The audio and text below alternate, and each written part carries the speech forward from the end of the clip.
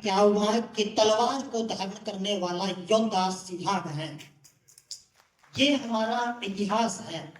ये ऐतिहासिक तथ्य ही मैं आपके सामने रूबरू कर रहा हूं।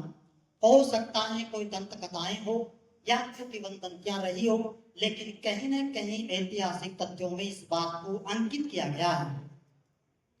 जो असिहाग अपना है गोत्र, ये सिंध प्रांत से चल करके किसी प्राचीन समय के अंदर मध्य प्रदेश में एक असिहागढ़ नामक क्षेत्र है, वहां जाकर के बसा था।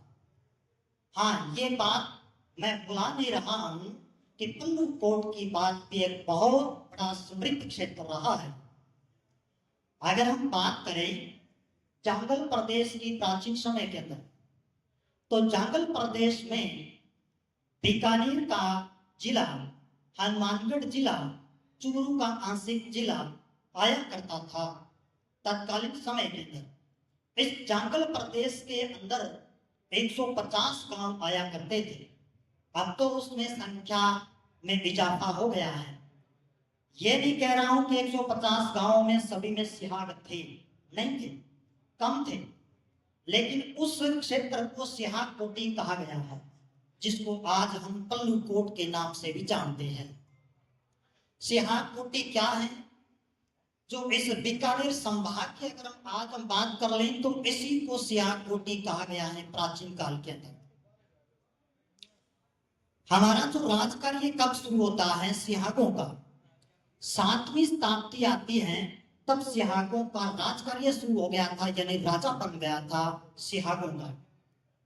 7वीं शताब्दी से लेकर के 15वीं शताब्दी तक हमारे सिहागों का दबदबा और राजकार्य इस जंगल प्रदेश के अंदर रहा था, यानी सिहाग कोटी में रहा।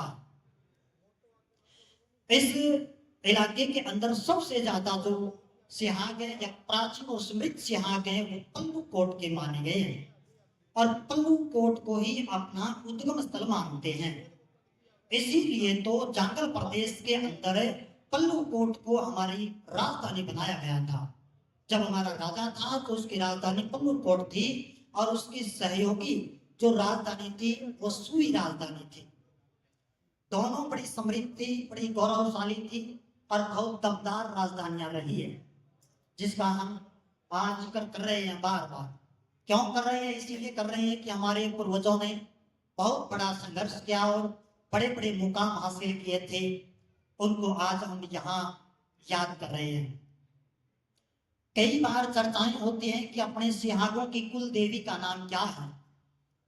अपना एक सोशल मीडिया पर व्हाट्सएप ग्रुप बना हुआ है, ज्यादातर मैं उसके ऊपर ज्यादा ही प्रभावी रहता हूं। उसमें हजारों की संख्या में अपने सिहाग जुड़े हुए हैं, अलग अलग क्षेत्रों से जुड़े हुए हैं, मंच पर विराजमान लोग जुड़े हुए हैं, और बाड़मेर, टोंक और पूरा ये राजस्थान का इलाका, हरियाणा का इलाका और पंजाब क्षेत्र के लोग भी उसमें जुड़े हुए हैं। कई सारे ग्रुप हैं, लेकिन एक बड़ा ग्रुप है, उसमें भी चर्चाएं होती हैं। तो अपने सिहागों के द्वारा ही एक प्रमाणी माता का मंदिर पल्लू कोट में स्थापित किया गया है, और इसलिए हम अपनी कुल देवी के रूप में प्रमाणी माता को मानते हैं। हालांकि कुछ सच्चाई माता को भी मानते हैं और कुछ कालिका माता के रूप में भी मानते हैं, लेकिन ज्यादातर सटीक बात ठहरती है वो प्रमाणी माता पर आकर के ठहरती है। मेरे से पूर्व वक्ताओं ने बड़ी बड़ी बात कही थी और अच्छे सुझाव रखे थे, सब बातें कही थी, लेकिन एक बात कहूंगा, बात कड़वी है, क्योंकि ऐतिहासिक ये वाक्य है कि सच्चाई होती है वो हमेशा कड़वी होती है। अपना जो व्हाट्सएप ग्रुप है उसके माध्यम से सहायता लेते हैं, एक दूसरे से सहयोग, यानी सिहाग एक दूसरे से सहायता मांगते हैं, उस व्हाट्सएप ग्रुप से मांगते हैं। हालांकि वहां पर कोई ज्यादा बहुत बड़ी सहायता नहीं मिल पाती है। सहायता मिलती है तभी तो इतनी संख्या में आए हैं। अगर सबको सहायता मिलती तो शायद ये पंडाल कम पड़ जाता था। फोन आते थे बाकायदा कि जिस विभाग के अंदर जो अपना कर्मचारी बैठता है और सिहाग गोत्र का बैठता है, उस देवी की बहुत बड़ी उम्मीद करके जाते हैं, लेकिन वो बहुत कम ले पाते हैं। यहाँ पर आए हुए समस्त सिहाग गोत्र के सदस्यों को बहुत बहुत बधाई देना चाहूंगा, और भाद्रा की पूरी टीम जिसने दिन रात की मेहनत करके और जहां तक पहुंच पाए वहां तक पहुंच करके आमंत्रित किया, और इस रात को भी यानी यहाँ पर अच्छी व्यवस्थाएं मिली थी लोगों को आने के बाद, और अब भी अच्छी व्यवस्थाएं हैं। तो इस भादरा की संपूर्ण टीम को, जिनमें भाई तेजपाल, भाई सुरजीत, भाई रमेश और अन्य भाइयों ने मिलकर के इसका जो अपना कार्यक्रम किया है, उनके लिए बहुत बहुत बधाई। धन्यवाद।